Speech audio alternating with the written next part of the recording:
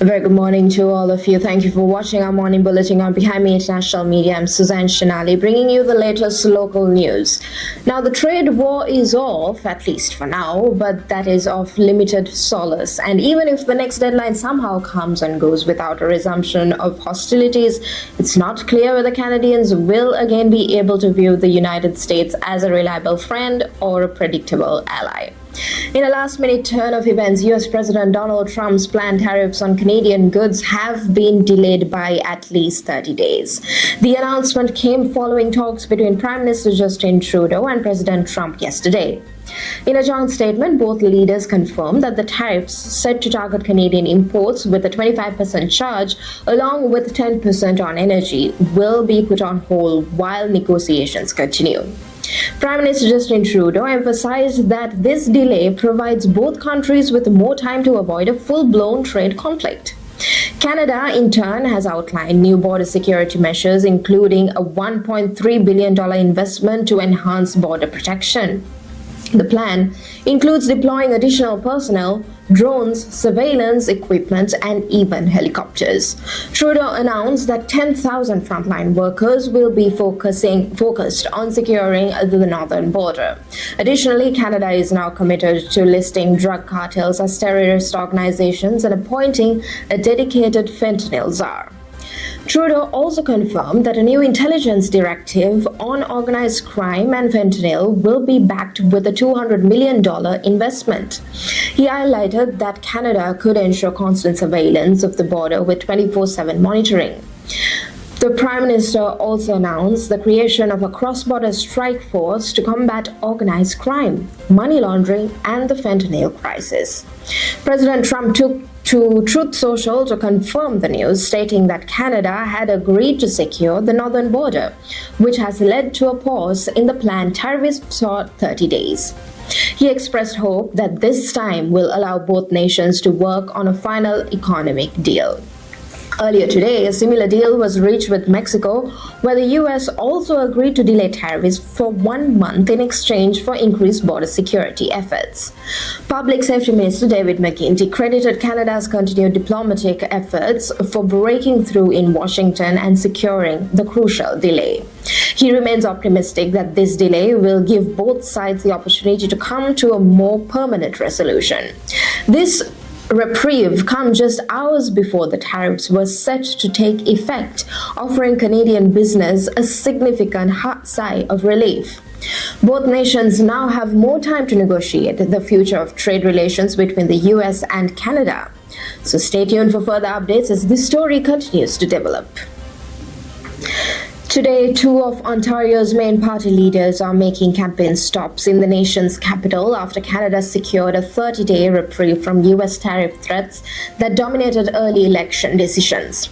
Progressive Conservative leader Doug Ford and NDP leader Merritt Stiles are both in Ottawa this morning, with Stiles also set to visit Kingston later today.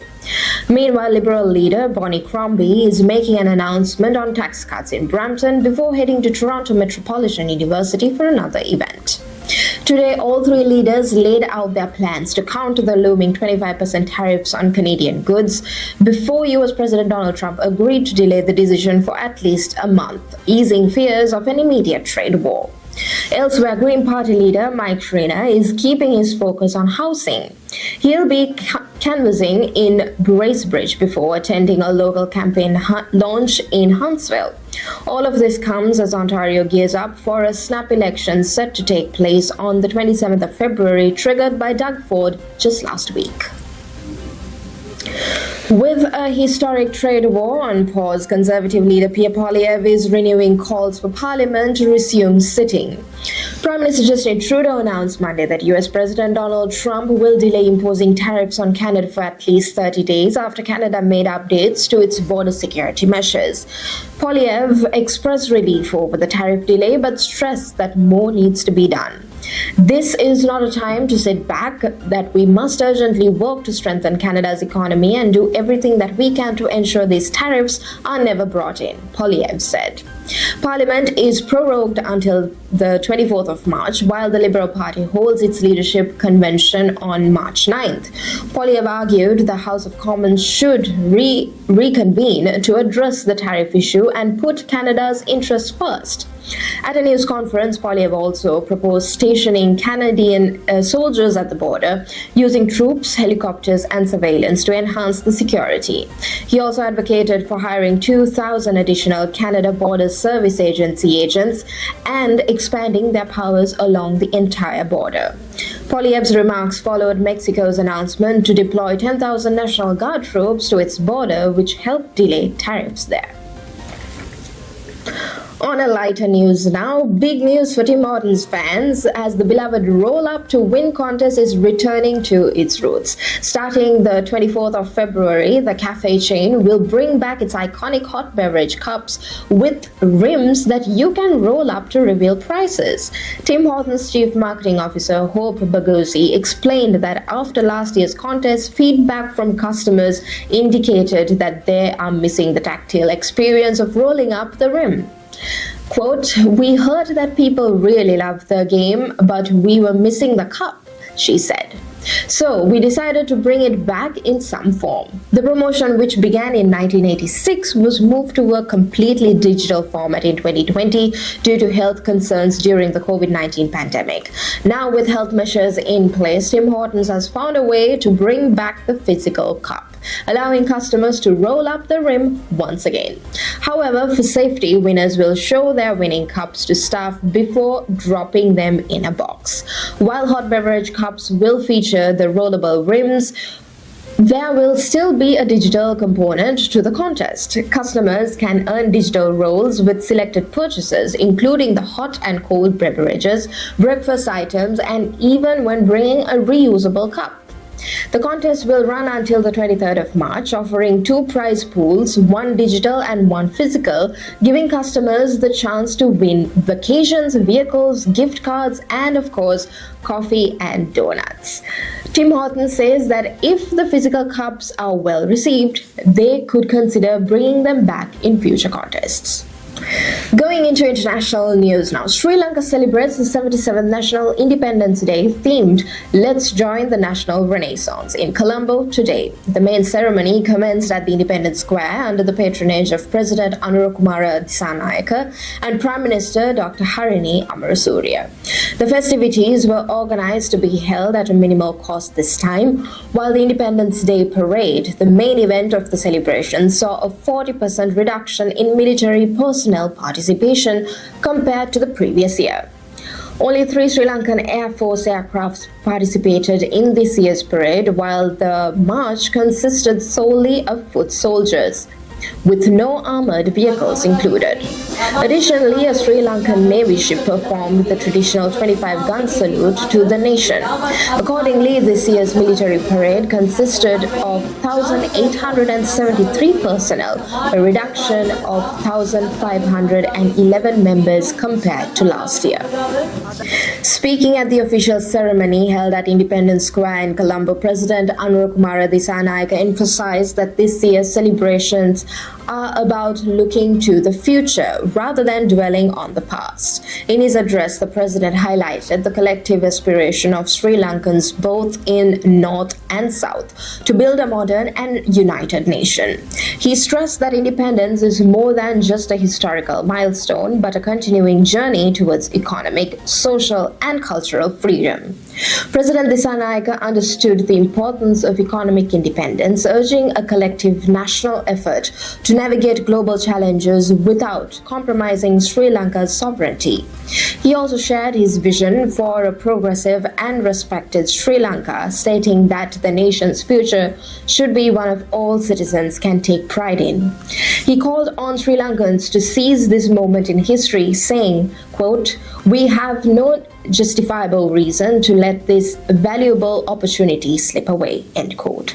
In his concluding remarks, the president called for unity and equality, reminding the nation that while Sri Lanka may not become the richest country in the world, it can still become an exemplary nation, one defined by its strong national spirit and unwavering commitment to freedom.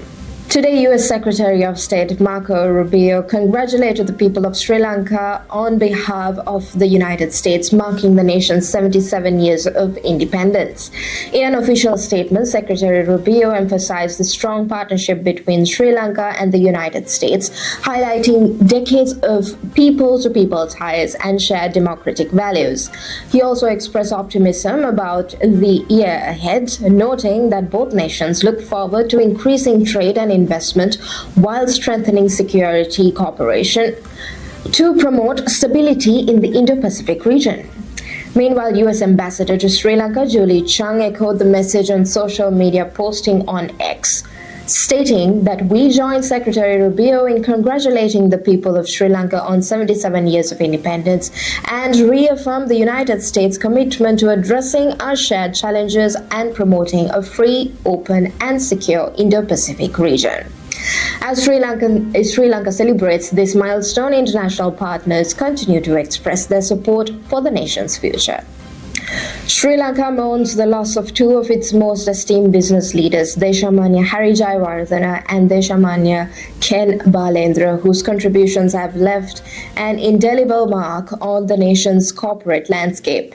Harry Jayawardena, chairman of Millstep Corp plc, has passed away at the age of 82, a towering figure to the business world, and he played a pivotal role in leading the distilleries company of Sri Lanka and 8 conspens, guiding them to international recognition. Forbes once listed him amongst the richest individuals in the country, a testament to his influence and success. Ken Balendra, the first Sri Lankan chairman of John Keells Holdings Limited, has passed away at the age of 84. A visionary leader, and he helped shape the country's largest conglomerate, as well as institutions like Brandix Lanka Limited and the South Asia Regional Fund of the Commonwealth Development Corporation.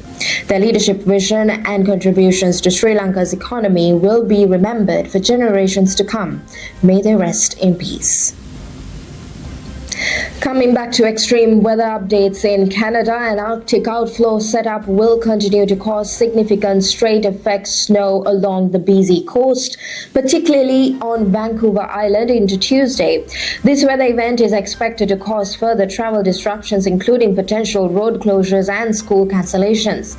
The unstable air mass, combined with Arctic outflow winds over the Strait of Georgia, will continue to bring snow to Vancouver Island and the Gulf Islands, following a similar situation on Monday.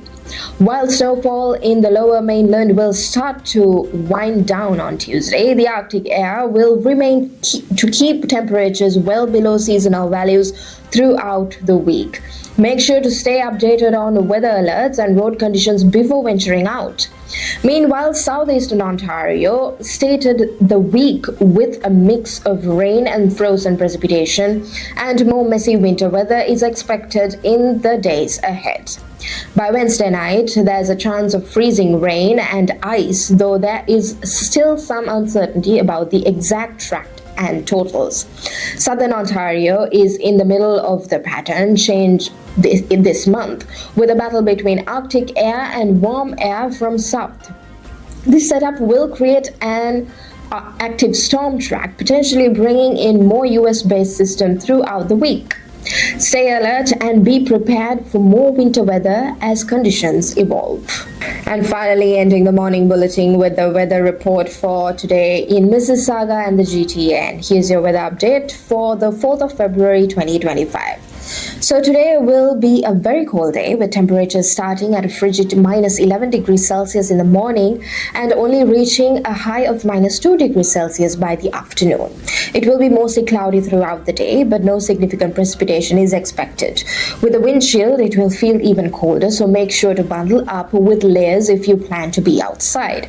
As the evening approaches, temperatures will drop back down to around minus 8 degrees Celsius, making for a chilly night ahead. Be cautious on the roads as well, as icy conditions could make surfaces slippery, especially in the morning hours. Stay warm, Mississauga, and make sure to check for any weather updates as the day goes on. Thank you for watching. This is your morning bulletin on Behind Me International Media. Have a great day.